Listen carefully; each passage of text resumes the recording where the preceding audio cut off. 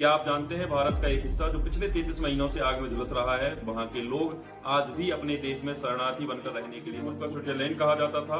वहाँ आज सड़कें नहीं, बफर जोन और बंदूकें दिखती हैं। आखिर क्यों यहाँ 2026 में भी राष्ट्रपति शासन लागू है? क्या मणिपुर की ये आग पूरे भारत की सुरक्षा के लिए खतरा बन सकती है?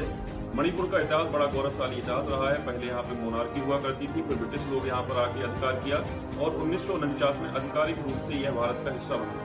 मणिपुर की वर्तमान स्थिति को जानने के लिए हमें 3 जनजातियों पर फोकस करना होगा, जिनमें से पहली मैतेई है, दूसरी कुकी और तीसरी नागा। इन तीनों को अपने दिमाग में रखिएगा और स्टोरी को आगे जानने की कोशिश करिएगा। इस पूरी घटना को समझने के लिए हमें मणिपुर की डेमोग्राफी को समझना होगा। तो सबसे बड़ी बात है कि भाई इस राज्य में मणिपुर में 3 जनजातियां रहती हैं। पहली आपकी है मैतेई, दूसरी है कुकी, तीसरा नागा हिस्सा है वो मैतेई जनजाति का है। कुल जनजाति का 53% है और नागा और कुकी को मिलाकर 40% जनसंख्या है।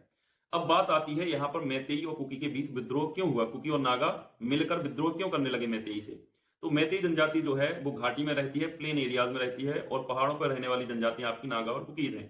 नागा कुकीज को वहां पर एसटी का दर्जा दिया गया है, जिससे नौकरियों में आरक्षण मिलता है और पहाड़ों की जमीन कुकी और नागा लोग ही खरीद सकते हैं, कोई बाहरी या मैतेई उसे नहीं। मैतेई लोगों का ये मानना था कि हमारी जनसंख्या बढ़ रही है और हमारे पास जमीन कम है, तो हमें भी ऐसा अधिकार मिले कि हम लोग पहाड़ों पर जाके जमीन को खरीद सकें। इसके लिए मैतेई लोग कोर्ट गए।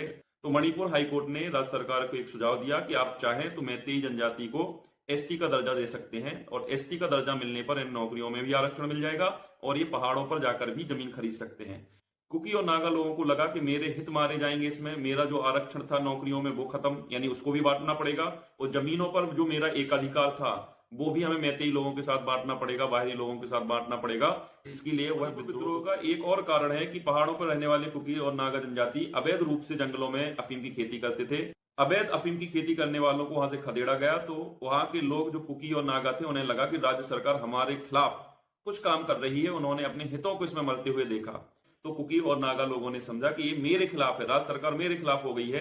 तो एक मुख्य कारण ये भी था। राज्य की स्थिति को बिगड़ते देख यहाँ के मुख्यमंत्री एन वीरेंद्र सिंह ने अपना इस्तीफा दे दिया। इनके इस्तीफे के बाद 13 फरवरी 2025 से यहाँ पर राष्ट्रपति शासन लागू है और आज तक ये राष्ट्रपति शासन लगा हुआ है।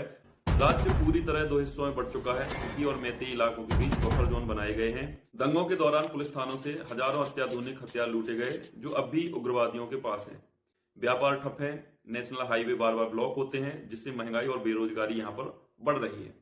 जानकारों का ये मानना है कि मणिपुर को अस्थिर करने के लिए कुछ बाहरी देशों का हाथ हो सकता है।